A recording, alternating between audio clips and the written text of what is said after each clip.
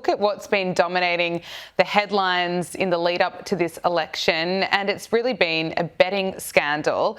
A Conservative politician has become the fifth party figure to be investigated by the gambling watchdog for allegedly placing a suspicious bet on the general election date. Look, is this taking away from the important conversation around the key issues? No, the latest is the Labour guy who laid a bet against himself. Right. He bet that he would lose. Well, either way, what does it tell you about politicians and the people the people in the UK are funding? Yeah, absolutely. It tells us what our current class of politicians is like, which is rubbish. And you could see it. Is that worldwide or just in the UK? I did an interview with Nigel Farage some months ago. If you want to Google my surname and his, you'll see the interview where I said, why do we have such bad politicians in the West all over the place? And he answered it with some very interesting answers, which are in that video, which you can see, and I'll touch on in a second. But to answer your question about the effect, you just had to watch tonight's debate, Gabriella. So much time was taken up talking about this betting stuff when they should have been discussing the issues of crucial concern to this country. I mean, enough already. It was just terrible watching that. Why do we have such, I can't remember the word, you described it, but essentially awful, rubbish was the word, rubbish politicians in power? Why is it? Do people not care about the country? Do they care about themselves?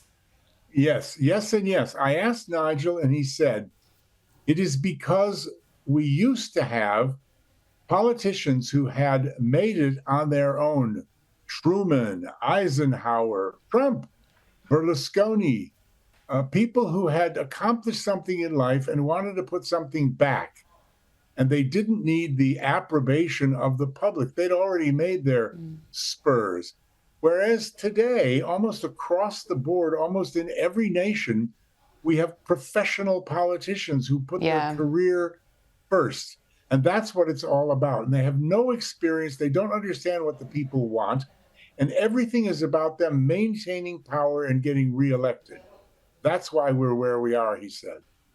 I want to talk to you about what's been happening in Israel. Israel's Supreme Court has ruled unanimously that ultra-Orthodox seminary students must be drafted into the military. So this ends their long-standing exemptions after a legal arrangement allowing the practice expired. Look, I was just in Israel and this was a big sticking point for people there while everyone else had to watch their brother and sister, their daughter, their son go off to war. What's your assessment of this decision?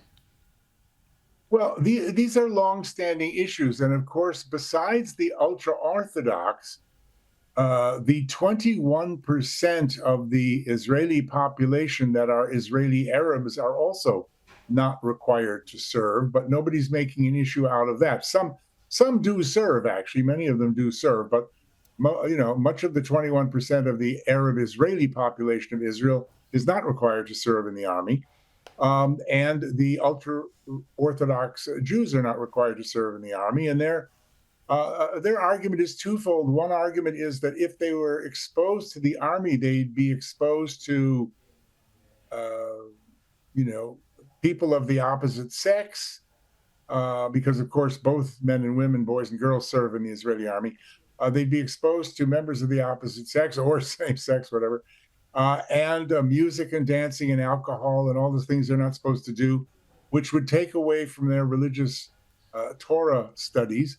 And the other argument, of course, on the part of these ultra-Orthodox, terribly religious people is that Israel is alive and what it is today because of the devotion of these people to constant study of the Torah, the holy scriptures, and that mustn't be interrupted with it. I don't think many Israelis would disagree with that part, but it is getting sort of tense, and it provides a real problem for Netanyahu because he's got two factions of his coalition who are these ultra-Orthodox sects. So it's raised its head by this Supreme Court judgment ruling right in the middle of the negotiations to draft a new bill. The conscription bill has expired.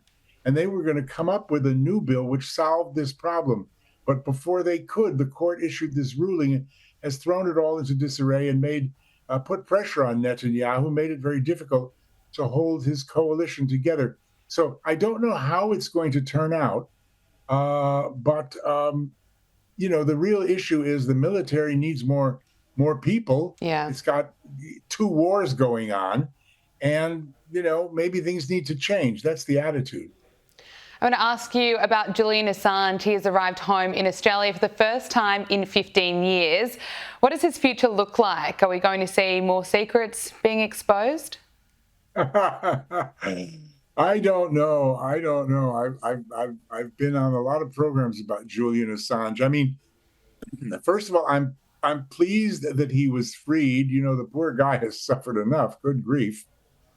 And the big debate is, will he go back to leaking and publishing information? I mean, I think given the politicians we were just talking about and all the scandal and skullduggery and criminal behavior and everything else going on, I mean, we certainly could use some leaks, Gabriella. So Yeah.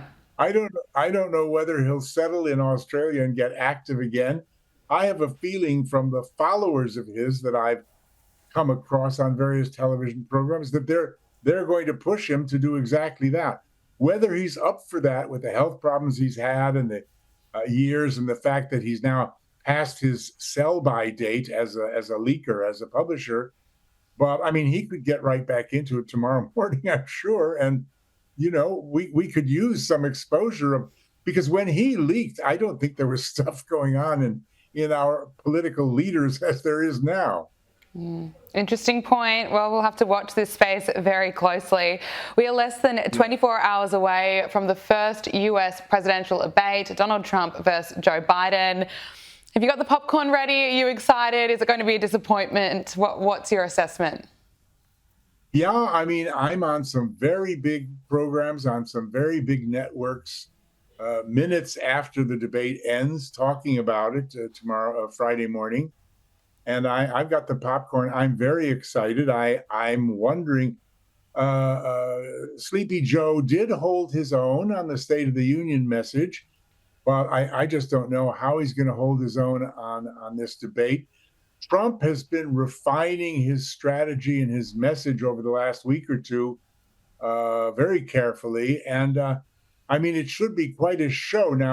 Now, it should certainly put Sunak and Starmer, who were so boring. I mean, my wife was sitting there screaming, enough already, shut up. It should put them to shame. And it should be very interesting. I don't know who will win. I would imagine Trump, and then, of course, a lot of commentators have said that if Joe does have what they call the, quote, senior moment, unquote, that could be a huge game changer. Yeah. Well, he's had a few senior moments and it doesn't appear to be a game changer yet. We just keep seeing them on repeat, but we'll see if it makes any difference now that he's on a debate stage with Donald Trump. But Dr. Roger G. Weld, great to speak with you. You too. Thank you, Gabriella. Thank you.